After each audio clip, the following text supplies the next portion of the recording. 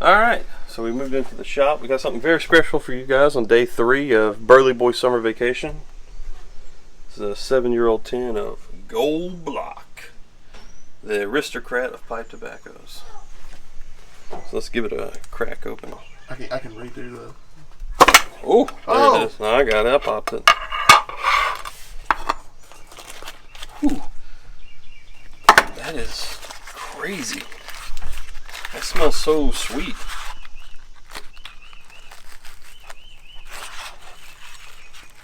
Holy gracious. moly. Now this is, like I said, been sitting around for 7 years. I found this in a brick and mortar, just hanging out. And, man, they have some toppings on it. It's moist, too. That is a beautiful dark color. Look at that. It's real springy too. You can kind of see it springing back to life. That's about perfect. So, in case you guys have ever seen me do this, I usually do a pinch test. Pinch it, tight reel, and then if it bounces back, that's pretty much almost dead perfect. What you want. This is a really pretty, it's not quite shag. So, but man, what a pretty blend. Made a mess, but that's what happens. Let's get to smoking it. Yeah. Here we have Gold Block, which is now owned and made by McBaron. This is a 7-year-old tin of Gold Block, so it is a little bit different here, but it is comprised of Burley and Bright Virginia, and it looks like a very balanced blending here. Probably leaning more to being Burley heavy, as there's some brightness poking through, but also, I mean, it's got some kind of aromatic topping on it, so that that can also change maybe some of the coloration of that Bright Virginia, maybe making it a little bit darker. So it could be closer to 50-50, but I'm leaning towards maybe a little bit more heavy in the Burley. But let's get over there and see how it smokes. Alright, so Gold Block, our first aromatic entry into Burley Boy Summer Vacation. And this is a Burley base with some Virginia in there, and it's an aromatic, and Kind of a Codgers? kind of, yeah, it's like, I know it says aristocratic or whatever, but I've never seen Gold Block in any other circle other than kind of a Codger blend. Well, I mean, if you have to say that you're of higher quality, then you're probably not. And you may say, well, that's just me spouting. But I'll give an example. Miller High Life beer. That's a cheaper beer, right? Mm-hmm. And it's called the champagne of beers. Mm-hmm. So, I mean, anytime that's your kind of moniker or your subtitle, or whatever, you're probably in the lower echelon. There is an example of that that's the opposite, though. Oh, was that? Yeah, like Aristocrat vodka. But yeah, this is kind of one of those things where up front they do throw out aristocratic, and I feel like we're like kids. Like we moved to like rocking chairs, and so now you're gonna see us doing this the whole time. I like rocking. I can't help it. That's like Sorry. put me in a post and rung chair, and I'm gonna be on the back 2 legs, like rocking away.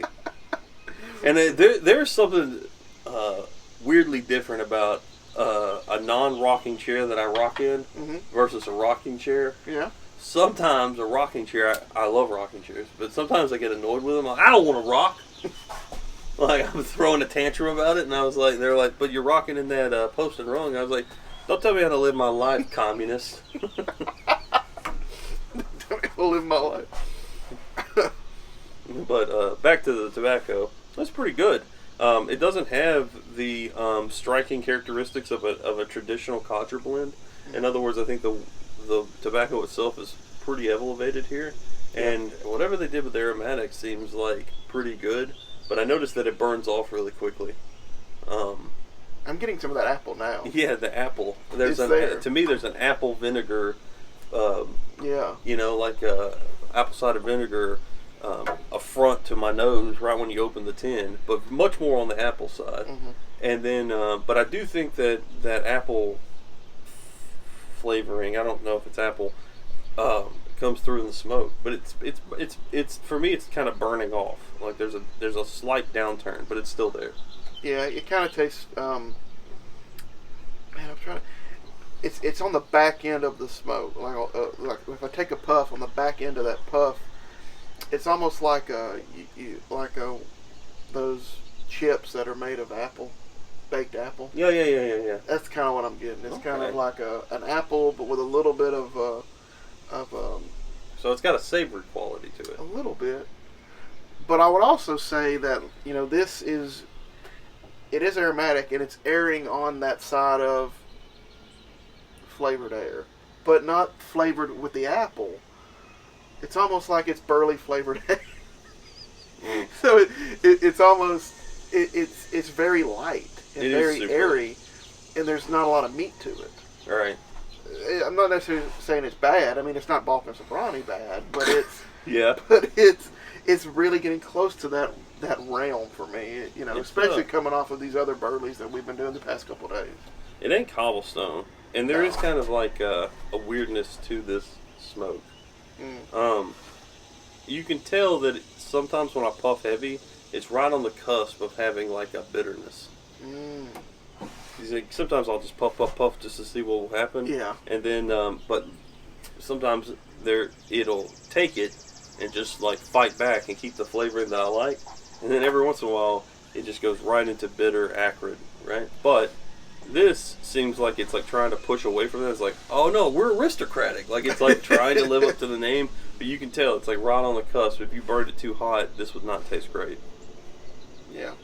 It I think I kind of did just puff it real hard, and I got a like a campfire kind of fragrance, but it's pushing the envelope right. You push the envelope right up to where the end of it, and it's like, and then it pulls back a little bit. So I should slow down. I probably should have done a little bit more research before we got into this, but do they still make Gold Blonde? I think I've only ever seen it in pouches, but I found it in a brick and mortar, so I don't know. That's the problem, is I don't know if they make it anymore. I think, did McBaron take it over? I think so. So the thing that's kind of interesting to me is how much of the good or the bad that we're smoking is due to its 7 years of age in a tin. Yeah. Because This says McBaron. I can't imagine they've traded. You know what? I don't even want to say that. I was going to say, I can't imagine they've sold in 7 years, but who knows? Yeah, who knows? But, because I'm sure, I mean, if they do still make it and it comes in a pouch and you go get it, I'm sure that it's just not going to be as comparable to what we're smoking. Like, I don't know how close it's going to be. Mm-hmm. And the good things the good notes that we're calling out on, are they due to age or are they inherent in the blend? Right. Imported by Sutliff, so. But made it's in McBaron, yeah. Denmark. Yeah. Ogdens of Liverpool. It's got a really strange retro hell. Like it has that wasabi characteristic that I'm sort of used to in certain blends, but it doesn't feel like it should be in this blend. What it kind of tastes like when you retro hell is like a less airy water pipe tobacco. Okay. It's a little bit thicker, has that kind of fruit topping that you kind of like, but the burn makes me think of wasabi. But it doesn't make me want to sneeze. It just kind of has that like, oh, it's there. It's a slight tickle. So it's getting close to like that Cold Blood Red Moon that we smoked a few years back. It had a hookah vibe to it. There used to be a tobacco I chewed that had an apple flavoring in it. Sort of like that, but less so. I don't know. It's kind of, most tobaccos to me, in a natural state with a lack of topping, have a very raisin-like smell to them. Yeah. And raisins can sometimes, to me, be akin to apples, but this really does push the apple envelope quite a lot. Speaking of raisins, I found out through that Townsend guy, that Townsend's guy that we like, Mm-hmm. that raisin used to just be a word for any kind of dried fruit, not just dried grapes. So if you had dried apples and you put in the old recipe called for raisin, that would work. Oh, interesting. Yeah, I didn't know that. So somehow along the way, it got more associated with just, what is it, dried grapes or dried plums? Plums or prunes, right? Dried plums or prunes. Dried plums or prunes. But dried grapes or raisins. Or raisins, yeah. But apparently back in the day, raisin was the umbrella term for any dried fruit. Interesting. Yeah. But interesting. But yeah, so this is a double first impression, naturally. Neither one of us have had Gold Block. I don't know. I don't know if I should say naturally. I'm sure. You've had many things that I don't had eat. Gold Black. Yeah. What? Gold Block. I've never had it. I think it sounded Gold Black, kind of. Never had Gold Black. I never had Gold Dust before. But never had Goldberg before. Got a lot of wrestling terminology. How did that happen? This guy's been watching wrestling a lot lately. Every time I get a call or call him, I hear, "Oh, he's going to DDT!" I'm like, what is going on in your background? He's like, "That's what I casually watch." I was like, "You casually watch wrestling?" Well, it's kind of threefold. Well, I know it's twofold. It might be threefold, so give me a second here. One fold is I watched wrestling back in the day,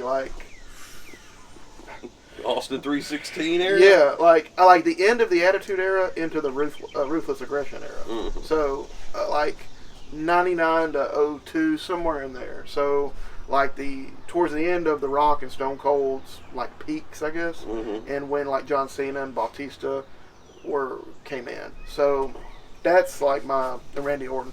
So, I remember that with nostalgia glasses, right? Yeah. So... And I love crazy storytelling, and around that time was when the whole Monday Night War was happening. But when I was a kid, I didn't know that. So I decided I want to go back and figure out what happened with the WCW, NWO, and then WWE. So it's crazy. I don't know if you know this story, but so WCW started up with Ted Turner, and he hired Eric Bischoff to be a competitor to Vince McMahon. And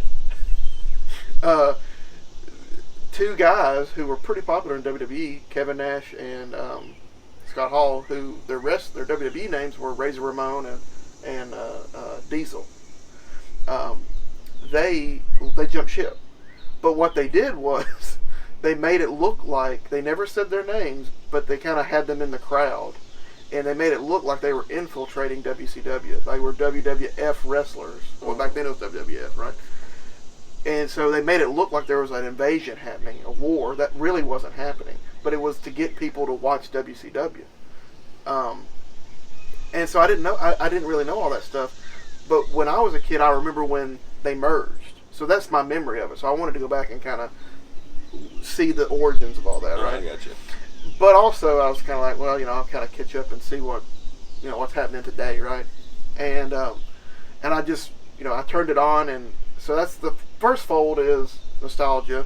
Second is kind of want to know a little bit more, do a little bit more research, and kind of see what I've missed in the 20 years that I haven't watched it.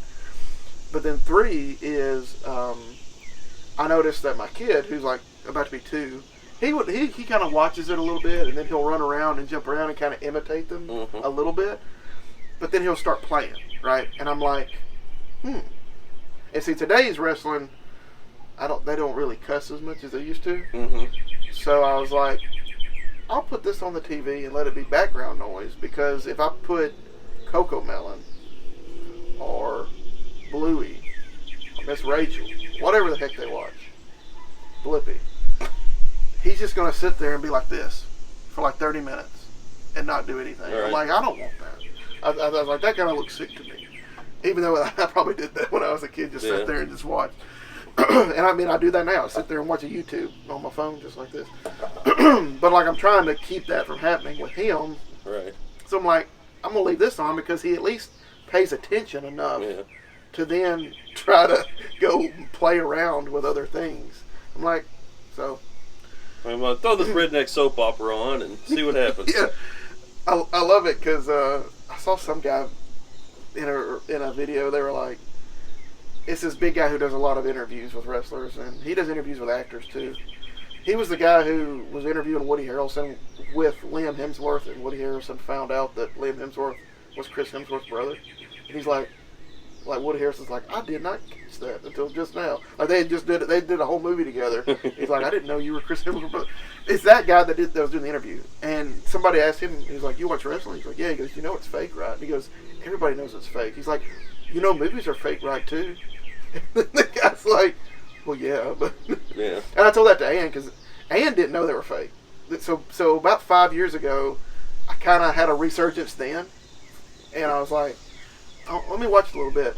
And she was watching it, and she goes, okay. And then she goes, well, did that hurt him? I said, well, it's all fake. They've scripted this all out. They're talking to each other while they're like grappling and stuff. She goes, so it's not real? I'm like, no. She goes, so ever since then she's hated it. She's like, why would you watch it if it's fake? And I told her, I said, well, I mean, when you watch Yellowstone or whatever you watch, you know, that's fake too, right? She goes, yeah, but this is supposed to be like sports. I'm like, it's still, you know, it's not. It's entertainment. You know, and I think that's the thing. It's meant to look like sports, but it's not. You gotta approach it like a TV show. I got you. You gotta approach it like a TV show. Yellowstone. All right, I hear good things. Okay? Yeah. I hear good things, but I've only seen clips out of context, and it is cringy, man. Oh yeah, if you can, like when you see something completely out of context, it doesn't like bode well it for does not do great. It's like it doesn't seem intimidating or interesting. It just seems like real melodramatic. Like I saw one where, some girl, was like, you have a kid now, a boy, and you had me, I guess had her like fixed basically when she was a young girl. Oh yeah, okay, yeah. What do you call that? Hysterectomy. Yeah. You forced me into a hysterectomy, and then she starts screaming, and I go, I have no idea what's happening in this, but this seems so crazy. Well, I will say. I'm just saying, like, Yeah. or I saw one where it's like a guy's like, "This is my new fiance," and then a girl just stands up and punches him in the face, and I'm like, but these are all out of context. Yeah. So I don't know what the buildup is. I just know that she just, and they're like, "Whoa, we're cowboys, whoa," and then there's one girl who sounds like half her tongue's been bit off. She can't speak. Yeah, She's like, "I'm good, Yeah. It's very good, go kicker." Yeah. And I'm like, what? Yeah, so Well, if you like Yellowstone, great, but out of context, like if you just pretend like you didn't know anything about the show, Yeah. like a guy like shows up in a tuxedo and tells all these like Chinese tourists to leave, and then shoots a gun because of a bear, Yeah. and you're like, why is he in a tuxedo? What's happening in this show? Yeah. So out of context, the show just seems so crazy. It don't make sense. Well, the bit of the doubt here. Even if you had the context, Yeah. there are certain characters who are cringe on their own. Okay, let me just say that, right? Particularly the one you were talking about, the hysterectomy. She's a badass, but she's kind of annoying. It's just a weird, Very like annoying. every time I turn around, they come up on feeds sometimes, and like Yeah. I said, out of context, I'm sure it's a provocative scene or whatever in context, but like out of context, I'm like, Yeah. Well, and so I had put off watching it for a while, but I like the writer, the creator, the writer and the creator. I like him. He's written a lot of movies that I've liked in recent memory, and so I was like, and I grew up watching Dallas, so it's kind of like, this is kind of like the Montana Dallas. oh yeah, Dallas 2.0. Yeah, and so I was like, I should like it, but I just never got around to really investing time into it. And but yeah, I mean, if you want nice, I mean, all the shows ever since The Wire, like every show is the same. If it's on HBO or if it's on like one of those premiere cable type things, or some Netflixes and stuff like that. It's all dramas are the same. It's just what kind of skin are you going to lay on it. Right. You're going to hit the same talking points. So it just depends on what you like. Do you like fantasy? Well, go watch Game of Thrones. You like motorcycles? Go watch Sons of Anarchy. You like Baltimore crime? Go watch The Wire. I got you. It's just, or you like political stuff? Go watch House of Cards. At least the first 2 seasons. Maybe not watch anything else. But so there's it's all the same. So if you like one, you're probably gonna like the other. If you don't like one, you're probably not gonna like the other. So it's just one of those deals. I don't really watch TV too much anymore, so no. I'm a little off base with this, but I would say though Yellowstone at least does, when it's on point, the writing is a little bit better than others. But for all the good parts that it has, when it's bad, it's bad. Because it still can be cringe within context. So that's a good point, though. That's kind of the way this is. It's like when the smoke is on point with Goldblock, it's pretty good. With Goldberg, it's pretty good. With Goldberg. But like when it's not, it's pretty not great. So I'm kind of in the middle here, where it's like there have been puffs that I've really enjoyed through this conversation, and puffs that I've really not enjoyed. And I feel like the puffs that I've not enjoyed have actually been more frequent than the puffs I've enjoyed. So this is kind of like one of those things where it's like, that's where that codger quality comes in. The beginning of the light, this is sort of a reverse Billy Bud Blonde, where it's like I really liked it up front, and then I just stopped liking it. So I was about to say, I think the first half of the bowl is okay. I don't think this meets either one of our R's. Right. I don't think I'd recommend it. I mean, especially with, like, if they don't make it, I wouldn't go hunt it. If they still make it and you want to try it. But, like I said, I just don't know how this is going to compare to a modern day version in a pouch. I feel like the Virginia is the missing link. It's not a good Virginia. Yeah, because it is, what is it? Does it tell you what it is? Burley, Virginia, isn't it? Oh yeah, it's just a vapor. Yeah. So with a topping, with a apple topping or some kind of aromatic. Some sort of aromatic topping that tastes like apples. Well, specifically after 7 years of aging. So you would think that the aging would make this better than whatever it started out with. And more mellow. That's actually not good in the case of trying to hunt it down. Like whatever we're tasting could be completely different from whatever you get. So I don't think this meets our R&R, but it was a nice kind of break in our summer vacation to kind of, it was interesting. It's a codger. It's 7 years old. Got some age on it.